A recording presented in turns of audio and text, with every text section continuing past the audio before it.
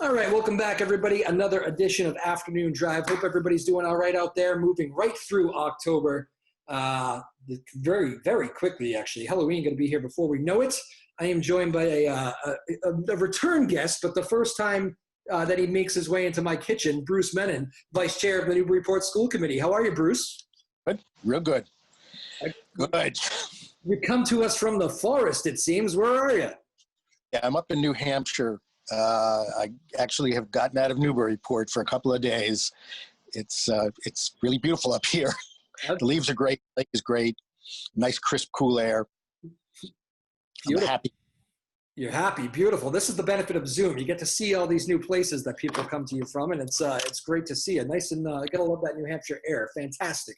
I do want to ask you a little bit. 2020 school year, pretty simple, straightforward, right? Yeah, it has been. I believe from watching what's going on across the country, I believe that the district has really risen to the challenge of trying to operate in a pandemic. We had to go immediately to online remote with one notice last spring. So the district, understanding that there's no way of knowing what situation is going to be in the fall, spent a lot of time over the summer rewriting curriculum to be delivered online, training teachers. I think over 250 teachers trained and wrote curriculum over the summer to prepare for whatever eventuality we had. So it's been challenging. We've gotten lots of feedback, pro and con from the community about what we're trying to do. But the reality is there are no great solutions to this. There aren't even very many good solutions. So what you need to default to are what are the safest solutions that can really provide an education to kids, but also keep kids and staff safe. And when we landed someplace, I think that is working so far. I think that has been a big thing. I've heard good things about how Newburyport and a lot of the Cape Ann League schools have done a good job too. But if you look at the state, some of the schools with the serious issues, it seemed to me, and I'll put a broad brush on it because I don't want to single anybody out, but it seemed to me that the schools that are kind of slow out of the gate and have the issues, there wasn't, maybe there was a real summer vacation taken and superintendents kind of wait until the last minute to try to put a game plan together. And this was not a situation where you could do that. No. And I think part of the, not to be defensive about it, but part of the challenge has been the guidance we've been getting from the state has often been delayed, and it hasn't really been forceful. They would say, well, this is what we think you should do, but if you want to do this, you could do this. And that really doesn't sort of work. And there were a number of instances where we would put together a plan and they would then send out guidance after we had put together a plan, and after some of the districts in the state had submitted their plan, they would send out guidance that would change the plan entirely. Like transportation guidance came out very late in the summer. And if you're going to be putting kids on school buses and building your hybrid model around how many kids can you get into the school, that's guidance that doesn't help to get on August 24th. What is the biggest kind of hurdle right now with the state? Are there any, or are you guys on a good track right now? Well, I think we're on a decent track. I think the biggest hurdle where it's really going to get down to crunch is the statute. There are two statutory guidelines we have from the state that are very challenging. One is that if you have an exposure to COVID, it's an automatic 14-day quarantine. Doesn't matter what your test is. Test can be negative, test can be positive. You're out for 14 days. So that means we have to work really hard to reduce any exposures in the schools, because kids are going to be out for 14 days and teachers are going to be out for 14 days. So that's one challenge. And then the other challenge is that the state recommended social distancing of 6 feet. They allowed you to go to 3 feet if you had to. But when you think about 3 feet, it's 3 feet with desks facing forward. in the classroom. You can't spread the desks out. They got to be in a line facing forward. As soon as a kid backs up their chair and stands up, you lose the 3 feet. As soon as somebody walks down the aisle, you lose the 3 feet. And 3 feet, you can't even take your mask off to get a drink of water. So Newburyport went with 6 feet. And I think that was a smart thing for the city to do, because we've had 2 positive cases from teachers, and 6 at this point from students. And all of those cases were exposures that took place outside of school. And we have had, knock on wood, we've had no subsequent exposures as a result of that in the schools. So the 6-foot protocol and the hand washing, all that stuff has prevented at this point an outbreak from happening in the schools, where other districts aren't having that luck. Man, what a case study right there to show that 6-foot thing really is a real deal, huh? Well, it's like, it's like Arizona. They did a study in Arizona, and it turns out that once they finally got around to mandating masks, the number of the caseload dropped off 75% of positives. I mean, there are just some things you got to do, and we felt really strongly, and we were working with an epidemiologist from Harvard, and we were working with a guy by the name of Commander Allen, who works at Mass General Hospital and was responsible for setting up the field hospital in Boston in the spring. They were working with us, and their strongest recommendation was to go at 6 feet. It meant we could bring fewer kids into the classroom at any given time, but if our goal really was to keep everybody safe, it was the way to go. Interesting. I'm joined here by Bruce Menin, again, Vice Chair, Newburyport School Committee. Bruce, that's a good segue, because I'm going to touch back on something, and you can kind of walk me through this, because I'm digging back into my old memory here. But an old interview I did with you, one of the reasons why I liked having you on was that you are a bit of an outside-the-box thinker. And I remember you telling me that one day you could envision a classroom that maybe like an astrology class. It takes you outside and you actually look at the stars and you do that sort of thing. And I can imagine that something like this kind of plays right into that role. Here you go. It's outside learning, maybe there's a door open for that.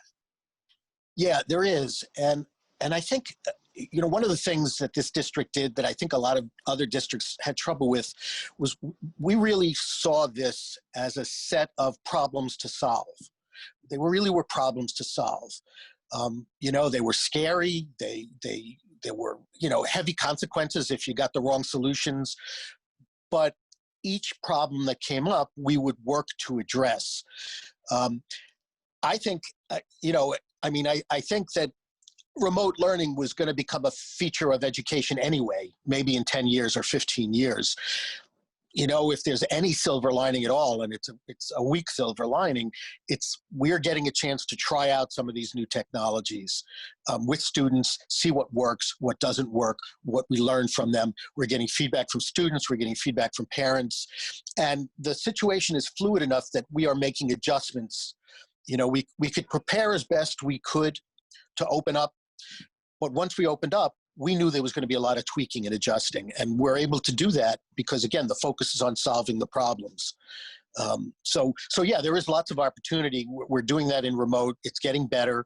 And, who knows? I mean, I don't know, but they really are having to think outside the box, and this is a real opportunity to do that. Absolutely. And, it's true. I mean, they do say outside is better. How much of the class is being taken? Like, put me in what is a class at Newburyport? Is it the old school classroom for like certain percentage? Do some of the kids actually do stuff outside? How does that break down? It depends on which school you're at.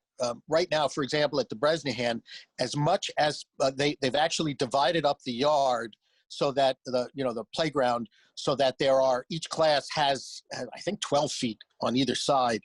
And as many classes as possible are being done outside. So, a math class might be done, a social studies class might be done. As much as we can get the kids outside in the fall, we're getting them outside. When they come back into the classroom, we've got the 6 feet, social distancing, and we've got hand washing everywhere and sanitizers everywhere. So right now, as much as possible it can be spent outside is being spent outside. That's going to change. Yeah, I was going to say, you're emphasizing the right now. What does the winter bring? The winter brings, hoping that we're staying on top of our protocols, because that's when I think they're going to be fully tested. But again, the high school is spending some time outside and some time in classrooms, more time in classrooms. And we haven't had the outbreak happen, despite several students becoming positive. And the other thing I should say about the positives that we've gotten, in each case, every single one of them was attributed to something that happened outside of school. The latest group are the latest two positives come from kids who were like on travel teams, sports teams that had nothing to do with school. So we can control what we can control, which is the environment within the school. And I think, everybody is really paying attention. There's been tremendous, we developed this system collaboratively with the teachers, so there's full support there. The students have been really terrific about adapting to it. And we've been able to, duck the bullet a couple of times here. I was talking with, and again, Bruce Menin's joining us, Newburyport School Committee Vice Chair. I was talking with Dan Thornton, the assistant principal at Pentucket, the other day on this show. They had a COVID cluster the other day, had to go fully remote learning at the end of last week, and I think they're back in class now. But one of the things he was saying was that it's almost part of the curriculum now. And they didn't sign up for this, even as teachers, obviously, but part of the curriculum is almost educating these kids on keeping your social distance. I mean, you don't want to be the guy that's there, or women saying, you got to keep your distance, please slide away. But that's part of the gig now, really. Yeah, in Beverly, which is a great high school, did a student orientation over the summer, and the teachers were trained. They had student guides, all trained with how you manage the protocols and the social distancing. And as soon as they got 100 kids in the auditorium, they were hugging each other. They were really happy to see each other, not because they were defiant, just because people are starved for social interaction. So we do have to, really work that part of it. It's hopefully by now, because all the schools have been in for at least a couple of weeks at the hybrid model. We've got all that stuff down, and it's just part of what you have to do. But it changes the inside of the school. The inside of the school is dramatically changed. Classrooms have almost all extraneous furniture out of them. The desks are 6 feet apart, and there's not a lot of manipulatives that kids can touch to use models and things like that for learning. So it really has changed. The cafeteria's got 2 kids at a table. We've had to add an extra lunch at the high school to make sure all the kids can have lunch. So it's really changed, and that was one of the things that the task force that was looking at reopening this summer realized, that we need to orient kids to what school is going to be like during the pandemic, because it's not going to look like it did before the pandemic. As I see you, slightly bundled up, but looking comfortable outside here mid-October, I don't think I asked you pretty straight up. Is the plan, say it snows, I mean, could you still hold class outside as the winter months come in? I mean, is that legitimately being considered? No, I don't know about class outside unless the topic is something to do with snow or cold or fall or climate. I think we're still, that's not going to change, unless it's a blizzard out there. Even if there's snow on the playground, kids are going to go out for, breaks, recess outside. So we are keeping them open. The windows are open. We luckily Newburyport had either built new schools or renovated schools within the last 20 years that tremendously upgraded our HVAC system. So the recycling of the air, we are compliant with the standards that the Mass Teachers Association was requesting. We can do that because our buildings have been, recently renovated and updated. There are communities like Boston where probably 50% of the schools were built in the 60s that don't have the advantages that Newburyport has. But we have 100% fresh air coming in, 100% of air going out of every classroom. We have air purifiers. Windows are open as long as they can be. I mentioned to a coworker the other day, and I said it half kiddingly, but then I thought about it and I said, actually, that might not be such a joke. Are the days of snow days gone now that we're so accustomed to remote learning? Well, we haven't talked about that, but I've always I've always believed that we didn't need to have snow days, that we could do, if we were robust enough in remote learning, that we could just shift to remote learning so that there wouldn't be snow days. You know, that's going to be, when you do your lessons learned meetings after all of this, I think that's going to be one of the lessons that we've learned, that it is possible to do remote learning, even on a long-term basis, that is functional and improving all the time. So yeah, no, the snow days, I've been thinking about that a lot. It's interesting. I don't know if this is the impression that you get. I mean, you're in it where I'm not. I don't even, I don't even have kids in the system. I'm very removed, and I'm 15 years out of high school, so I'm just not living that connected to high school life. But everything I'm hearing, we used to hear the expression, "Kids are resilient. They'll get through it. Kids are resilient," and I'm getting very few complaints from teachers, instructors talking about the kids. I mean, if anything, it's an eagerness just to do more, to get back on the athletic fields, do it in a safe way. I'm kind of impressed with this generation. Yeah, I have to say that, we are concerned about the social implications of being isolated and not being able to connect with friends. But this group of kids has been, enthusiastic about being in school. We are not seeing any defiant behavior. I'm not going to wear my mask and you can't make me. We're not seeing any of that stuff. I think that kids realize how serious it is. I think most parents realize how serious it is. And we're in this together. We have to collaborate. We really have to collaborate in order to make this work. And the kids seem to know that. They've been really terrific, and they've been able to do a lot of, we're doing all kinds of things, even through this hybrid remote model that we planned on doing this year. A lot of cultural diversity stuff that we had planned on introducing this year, we're still introducing, even though we're having to change how we do that. And so, we're doing the best we can. The teachers certainly are. The kids have really been very cooperative. There's been a very, very high degree of compliance with the online days. And our whole support network in the schools, the guidance counselors and personal adjustment counselors are really, really tuned into those kids who are struggling. We're in constant touch with their parents. We're providing supportive ways for them to access the services that we've got. This year, as a matter of fact, one of the things that's happening this year is that all the school lunches are free. That we're charging for a la carte items, but school lunches are being delivered to kids for free. We're not even, dealing with that.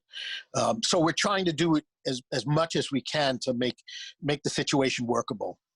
All right. And then usually, I like to end this show with some rapid fire questions for you. And we've kind of been down that. You're a return guest, so we don't necessarily need to do that. But I am going to do a different form of it, just kind of some quick hitters on just school-related questions here for you, because it's such an interesting topic. And it really is the topic of the fall, I think, is how to get school. It's amazing how much of the economy revolves around the school. Parents that can't go to work, have to stay home if their kids are going to be in, all these decisions that have to be made. It's wild, isn't it?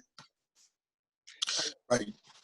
All right, let's do it. So Bruce Menin, Vice Chair, School Committee, Newburyport. The toughest thing about 2020 in getting the kids back to school, what's it been personally for you? Personally, for me, I think it's sort of informing and communicating with the community about what the reality on the ground is. That has really been very, very challenging. And it was particularly challenging this summer because as we were developing plans, we kept getting guidance from the state that would change the plans.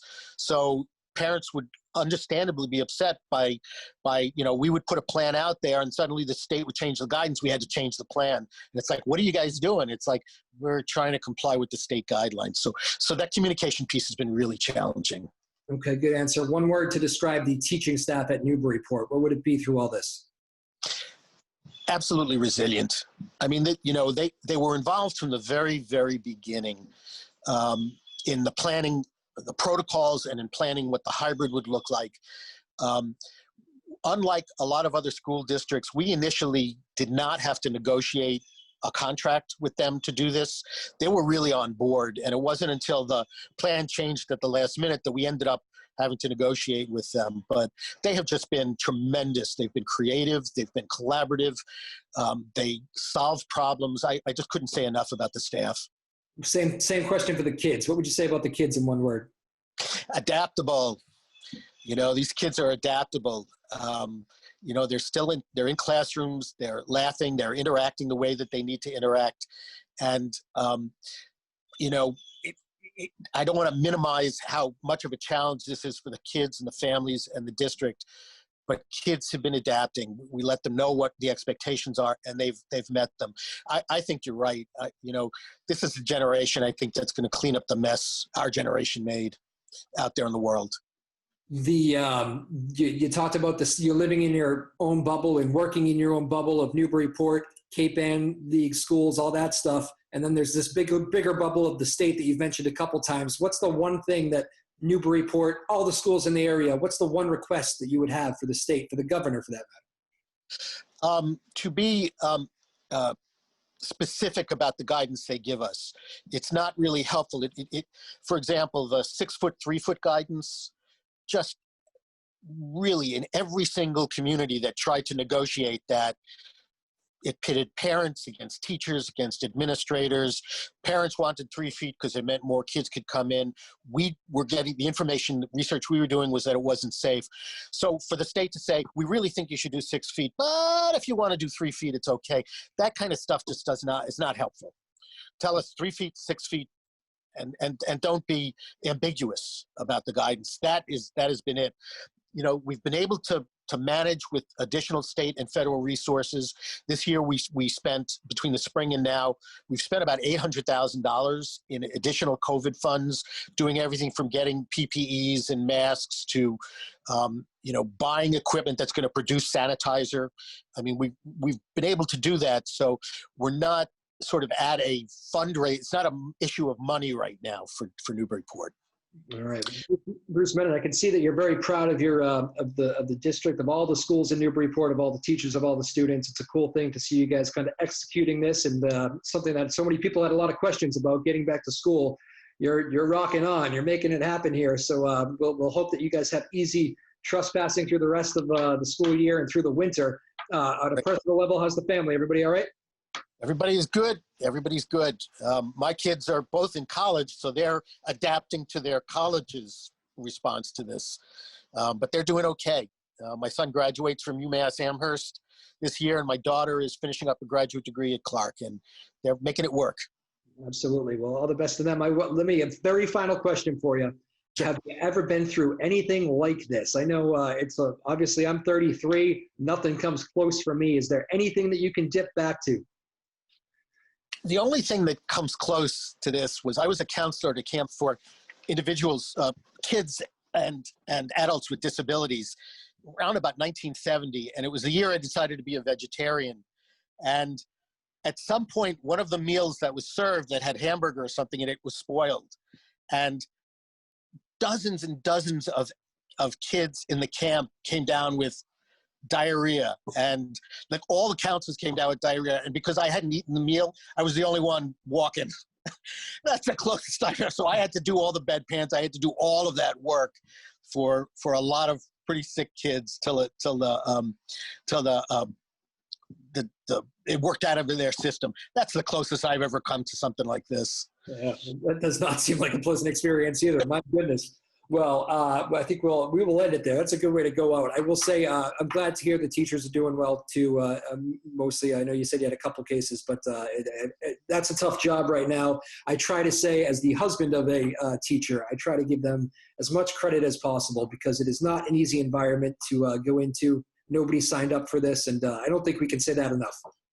Right. Oh, I absolutely agree. The teachers have been terrific throughout this entire.